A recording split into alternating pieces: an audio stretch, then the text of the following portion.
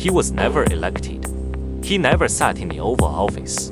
He never commanded armies as president. But for nearly 50 years, some of the most powerful people in America feared right what he knew. But for nearly 50 years, some of the most powerful people in America feared right what he knew. From Calvin Coolidge to Richard Nixon, 8 presidents served while this man built one of the most powerful institutions in American history. His name was J. Edgar Hoover, and he may have been the most powerful man in America who was never president. At first, Hoover did not look like the kind of man who could terrify presidents. He was not a battlefield general. He was not a billionaire. He was not a famous politician. He was a government bureaucrat, quiet, organized, careful.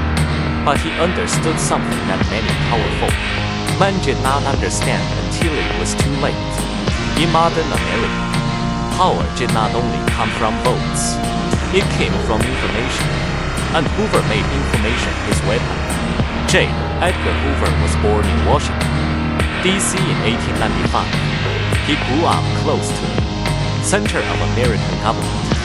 He studied law, worked at the Library of Congress, and eventually joined the Department of Justice.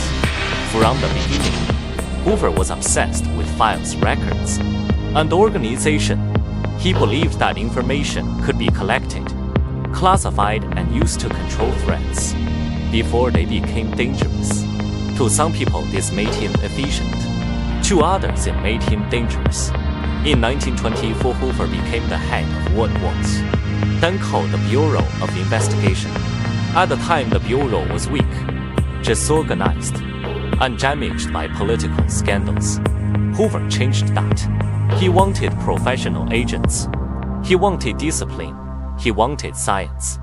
Under his leadership, the Bureau built fingerprint databases, crime labs, training programs, and national systems for tracking criminals. By 1935, the Bureau became known as the Federal Bureau of Investigation, the FBI, and Hoover became its first director.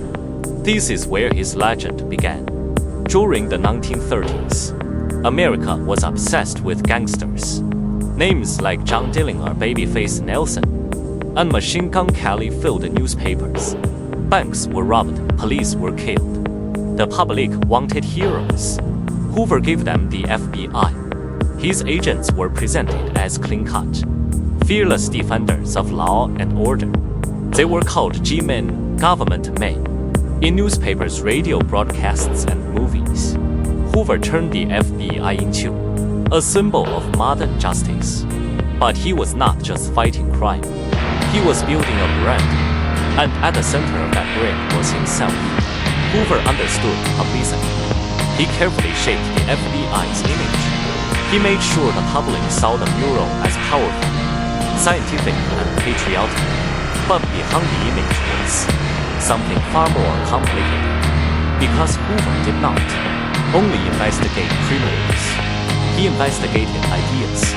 He feared communists, he feared radicals. He feared civil rights leaders. He feared anyone he believed could threaten the American system. And over time, the line between protecting America and protecting Hoover's own power became harder to see. During World War II and the Cold War, Hoover's influence grew even larger.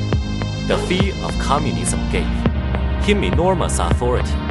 Americans told that enemies might not only come from overseas, they might already be inside the country, in government offices, in universities, in unions, in Hollywood. Hoover positioned the FBI as America's shield against subversion, but that shield also became a surveillance machine.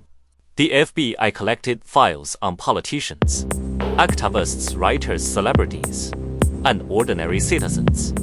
Some were genuine national security concerns. Others were people Hoover simply disliked or distrusted. And this is what made him so powerful.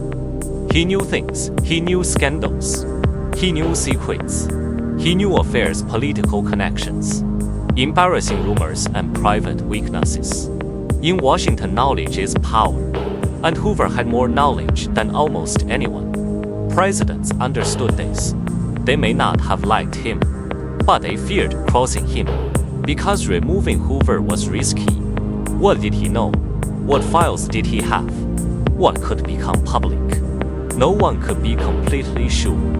So presidents tolerated him, Democrats and Republicans alike. Hoover survived the administration. After administration, he served under Calvin Coolidge, Herbert Hoover, Franklin Roosevelt, Harry Truman, Dwight Eisenhower, John F. Kennedy, Lyndon Johnson, and Richard Nixon. That is not normal. In a democracy, leaders change, but Hoover remained. For 48 years, he controlled the FBI, longer than any president could ever dream of staying in power. And the longer he stayed, the harder he became to live out. But Hoover's darkest legacy came from how he used that power. One of the most infamous examples was his campaign against Martin Luther King Jr. Too much of the world. King was the face of the American civil rights movement. He preached nonviolence. He demanded equal rights. He challenged segregation. But Hoover viewed him with suspicion. The FBI monitored King. His phones were wiretapped. His hotel rooms were watched. His private life was investigated. The Bureau tried to find information that could damage him. At one point, King was even sent an anonymous letter that appeared designed to pressure and psychologically destroy him. This was not simply law enforcement. This was intimidation, and it showed what Hoover's FBI could become when its power was turned against political enemies. The FBI also ran secret programs against groups considered red radical or subversive. The most famous was COINTELPRO. Its purpose was to disrupt, discredit, and weaken organizations Hoover believed were dangerous. Targets included communist groups, anti-war activists, black nationalist organizations, and civil rights figures. Some groups were genuinely violent or extremist, but others were exercising political speech. The problem was not only that the FBI watched them. The problem was that the FBI sometimes tried to manipulate, divide, and destroy them. In the name of national security, Hoover's bureau crossed lines that still disturb American study. 画面见 And yet, many people at the time admired him. That is what makes Hoover so complicated. He did help build the modern FBI. He did professionalize federal law enforcement. He did fight organized crime, espionage, and real threats. But he also built a system where one unelected official held enormous power over America. Public life. He turned files into weapons. He turned fear into authority. And he turned the FBI into both a crime, fighting agency and a political instrument. Hoover was also a master of survival. He understood Washington better than almost anyone. He gave presidents information they wanted. He avoided direct public battles he could not win. He cultivated journalists. He built relationships with members of Congress.